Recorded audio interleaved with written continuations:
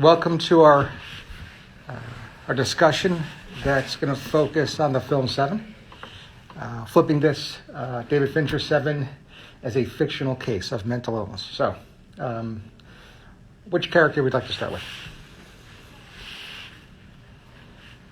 Maybe John Doe.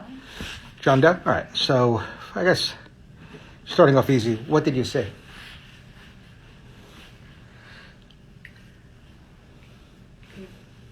Person who had spent a lot of time planning to, in his similar words to what he said, like execute a plan that would be unforgettable.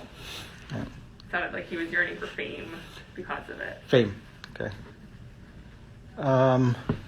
Any psychological terms we could use instead of fame? You're exactly right, by the way. Now I'm going to try to bring it back to more of a clinical twist, which is usually what I tell you not to do. So, despite that... grandiosity. He specifically mentioned he was chosen. He didn't choose this, but he was chosen. Yeah, so chosen one, God complex, complex grandiosity. How about a specific clinical term for fame? This isn't for fame, but I was thinking like narcissistic. Narcissism. Hard to argue against that. Which may actually explain the grandiosity. Mm-hmm. Clinical term for fame?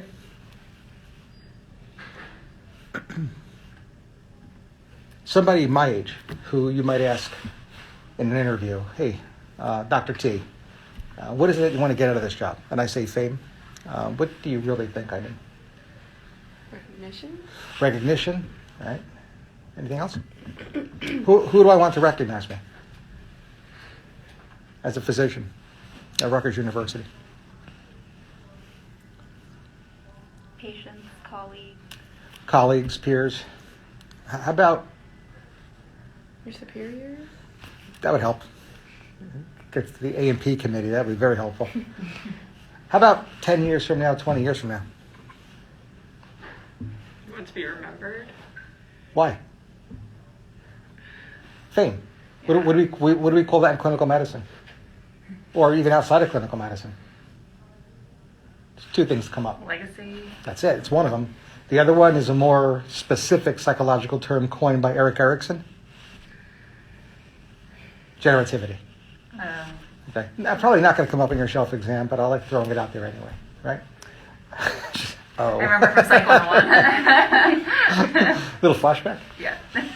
Generativity, fame, legacy. No doubt. Right? Again, for the most part, interchangeable terms. What else?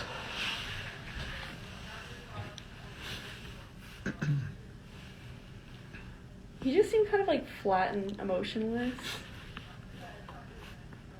And constricted. Yeah. However, there were some scenes where Mills does get under his skin, doesn't he? Mm-hmm. So, when we see that, there should be concern, meaning that if Mills were sitting here and Doe were sitting here, and if I were the examiner, if I were the clinician, and if I heard Mills spouting off and I couldn't stop him, the observation that flattened, constricted affect is also labile would probably lead me to distance more properly. I don't know if I'd be terribly comfortable leaning in. So that's potentially problematic. So it might actually be not only a labile that is the change pattern, being labile focused on the affect, but even an over-controlled affect, which again gets at change style. What else?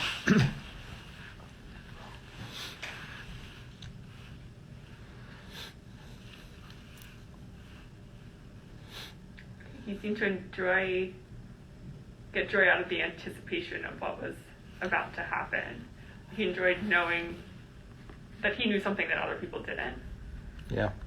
That kind of connects both to his planning, how premeditated this was. You get something out of that, but it also links to that level of grandiosity, whether it's due to a delusional disorder or a personality disorder or both. Anything else? By the way, which deadly sin is he? Envy. Envy, right?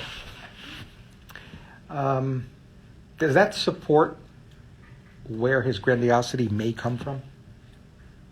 Since he self-identifies as envy? And I think largely our differential includes a primary psychotic disorder, specifically delusional disorder, or a personality disorder. I mean, there, I think, not only does he demonstrate antisocial personality traits, he's got a blatant disregard for and violation of others' rights, but he's a narcissist as well. That would be in our differential for that grandiosity. Does the envy help weigh in? Not from a clinical perspective, but maybe more of a academic perspective. The teaching point I want to make is that envy is actually a diagnostic criterion that defines the narcissistic personality disorder. Is envious of others or believes others are envious of them.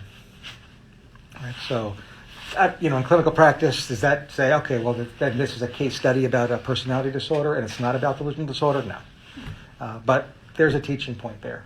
He is envy. And envy happens to be not only a deadly sin, but a defining variable to this condition called the narcissistic personality disorder.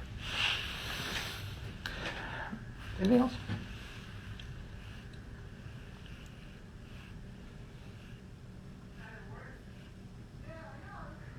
Any other characters beyond John Doe? I mean, just going back to John Doe, in a way he's manipulative. He basically tempted Mills and what's Brad Pitt's character's name? Mills. Who's the other character? Sorry. Somerset, my bad. He basically tempted them, come see, with this deal, I can show you the rest where the other two bodies are. He was kind of playing to the weaker parts of either their jobs or their personalities and wanting to find more information. He knew he could get away with that. He had confidence enough in his plan that he could manipulate them to follow his plan. Yeah, and I think the only times in where you saw some cracks to that exterior were moments when he did not feel he was in total control. Mm-hmm. Right? And that's when Mills would get under his skin. But otherwise, I think he believed, again, maybe that's part of that God complex, that he was in control. And he absolutely would go after both of these detectives with that perspective, no doubt. Mm-hmm. I guess also with him, thinking about, he definitely knew, the goal was that he was going to get shot by Mills, so does that mean that he was on a suicide mission? What does he think about his own, the value of his own life then? Right. So, what do you think? So I was thinking about that also. I almost, he gets such satisfaction of seeing his plan being carried out, and I think it wasn't even at least how I viewed it wasn't really a matter of a value of his life. He was just so satisfied that his plan would be carried out. Even Summer said, so, if you kill him, he will win. And I think it wasn't oh, I'm suicidal, I want to die, I'm miserable. It was just the pure satisfaction of winning and carrying his plan out, that when he closed his eyes, you could tell he just looked almost at peace with getting shot, because he was so satisfied by that victory. Yeah, and he decided upon that very early, I would say in the course of this movie, but it's actually during the course of his planning, which even predates this movie, to a point where I don't think that this is actual suicide. I think he chooses to die to cement his legacy. And he's right, because here we are, April 15th, 2022, talking about him. If he were wrong, I would have never assigned this film to be discussed. I mean, he would have had 5, maybe 6 deadly sins under his belt, but would have failed. And I'm not so sure how good a movie 7 would have been, and therefore I don't know if we would have assigned it. But he clinched it, and Mills clinched it for him. So, anything else? And the other part of this too, and it's something to consider too when we talk to patients in general, and that is when somebody comes in and again, we'll keep it fictional, they're given a death sentence. In this case, self-imposed. How dangerous an individual that could be. there's no consequences. What are you going to do? Arrest him? I mean, he's already decided he's going to die. So along those lines, and again, now we're going to make a segue to people who are perhaps provided a diagnosis and prognosis of a terminal illness. Right? Now, of course, I'm not saying on a concrete level that everybody is a psychopath. That's far from it. But they have a similar or common or shared prognosis. So what then should we as healthcare providers focus on when there's no consequences to their actions? Anything there? What do you do as a healthcare professional then? Well, I think the difference between someone like him and a person who was given a terminal diagnosis who does not have these other sociopath qualities is that there are other things that you can focus on to motivate the patient. Whereas he would not be motivated by his relationships with others and things like that because he doesn't have them and those are not things that he values. Whereas other patients, you can focus on spending time with their loved ones and these positive reinforcers in their life that they'll respond to emotionally. 100%. And focusing on that. Right. And what you said certainly alluded to, if not said indirectly, is that you focus on their legacy. Yeah. But surely, a person with a very poor prognosis, a very poor 5-year survival rate, is going to have an id impulse that there are no consequences, a subconscious id impulse. But that's not the way they're going to want to be remembered by their family. Legacy, right? And then very closely tied to that is spirituality. Because even though there are no consequences in terms of what you can or can't do on earth, many of us believe that there are consequences nonetheless in an afterlife. So spirituality is something that we always talk about with our patients. Right? So I would, again, there's Solace was intended to be a sequel to this, but writer-producer decided that it was going to be a standalone movie. But if there were a sequel to Se7en, and if Se7en, the film, did not turn out, if the ending was different and you had John Doe incarcerated, the prison chaplain would have a very difficult time here. Right? Unlike 99.99% of our patients. Anything else about John Doe?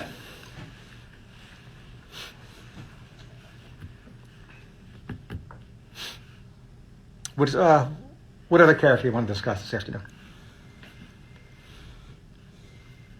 Mills. Mills? Okay. So what did you say?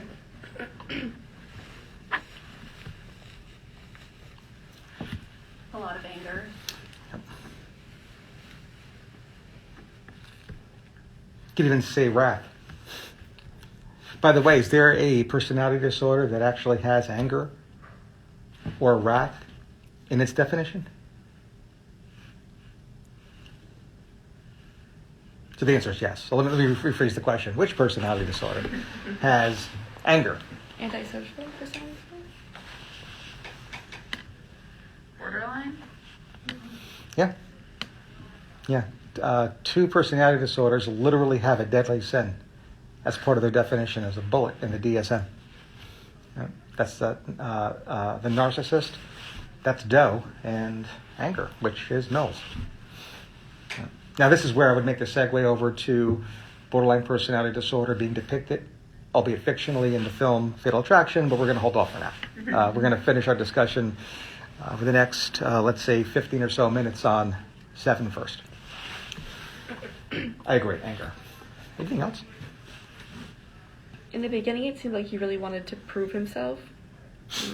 Like when he wasn't given the case at first, it seemed like he really was, again, angry about that, but just, it seemed like he really was irritated that he wasn't thought of as being ready to take that case and took it personally. Definitely something to prove. Mm-hmm. And I actually see that in his interaction with Tracy too. There's, that dynamic is maladaptive, to say the least. It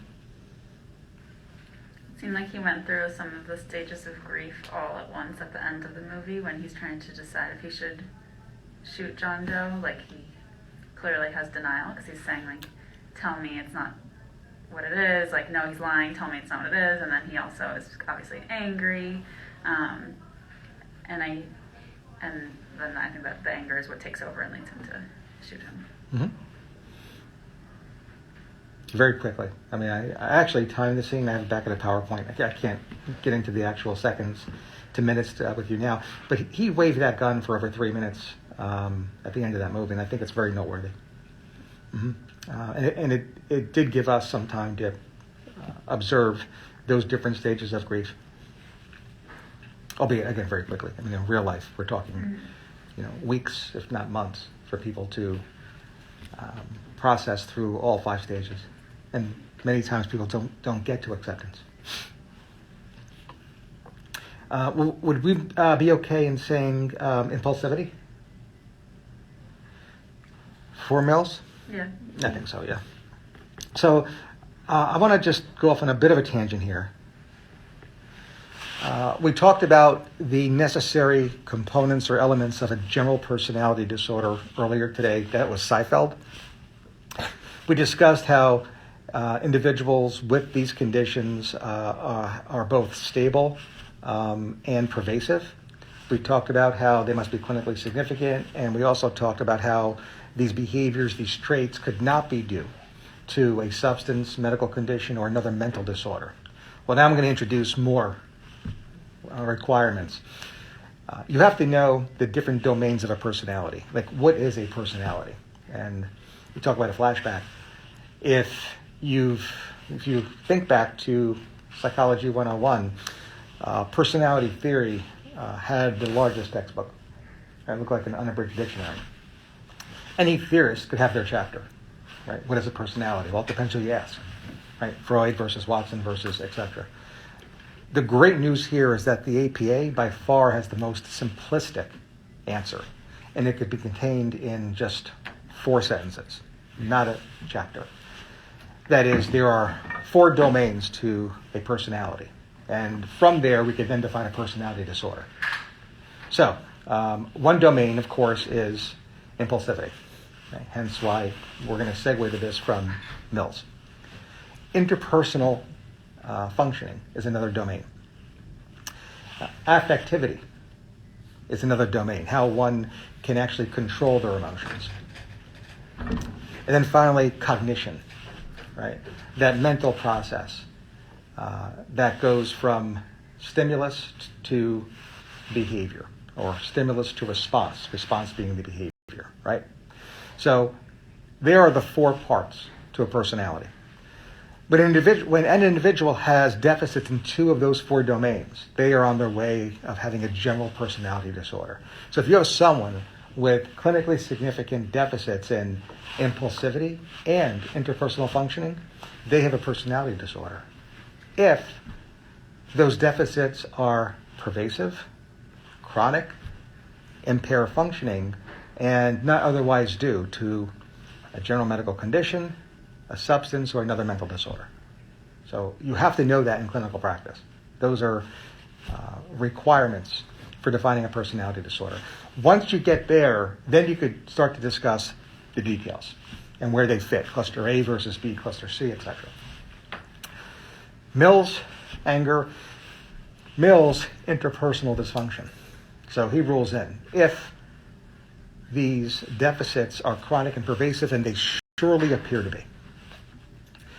So, does he have a mental illness that is accounting for these, or do we think he has a personality disorder? Because I really don't see him use a substance. And nowhere in the script is written that he has a medical condition. So our focus on Mills right now, before we jump to a conclusion that he has a personality disorder, is whether he has a mental disorder that could explain everything we just described. What do you think?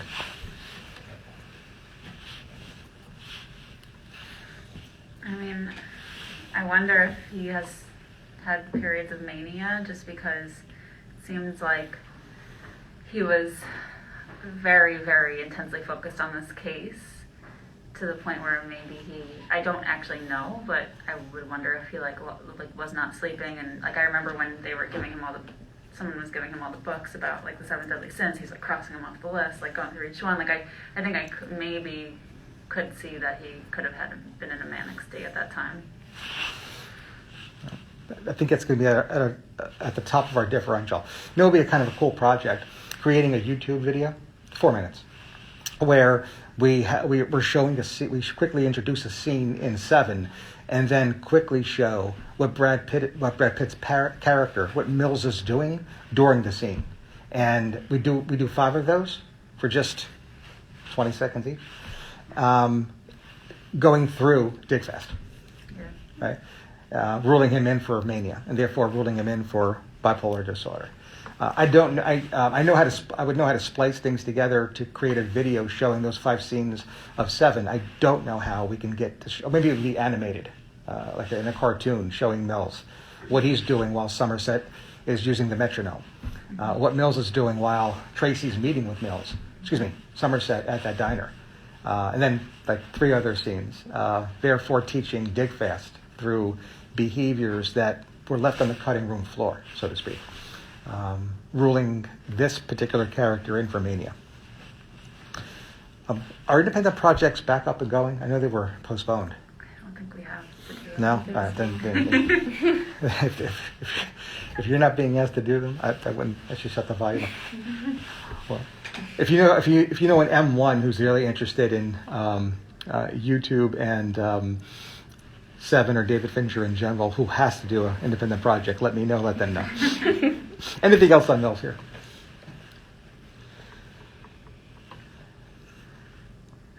Any other characters? What is Mills' wife's name? Tracy? Tracy, yeah. I thought she was interesting.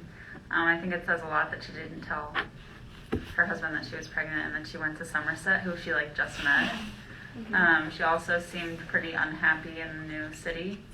I don't know if she would rule in for depression, but she seemed pretty. I'd start there. Yeah, pretty unhappy there. It seemed like she was maybe depressed about being there.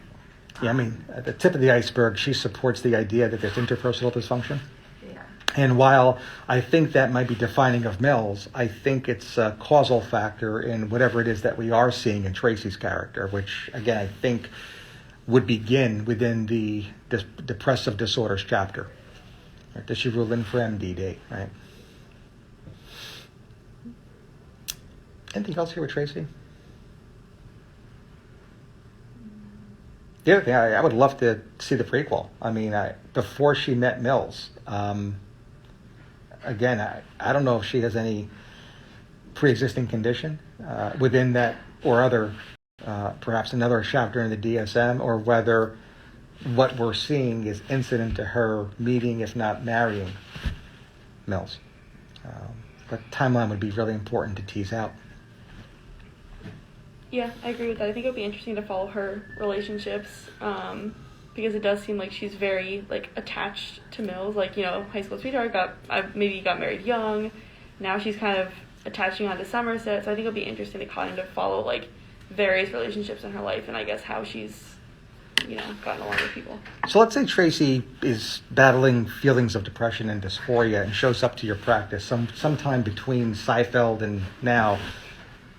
One of you guys decides to go into psychiatry, and you open up an office, hopefully university-based, whatever, and chief complaint of depression, right? The initial eval goes, and now they're in follow-up, so all the required questions and the checklists are all done. You think there's a depressive illness here, and now she's showing up for a follow-up. Not in imminent danger to herself, so not really talking about that. Are there areas in her life you'd like to probe here?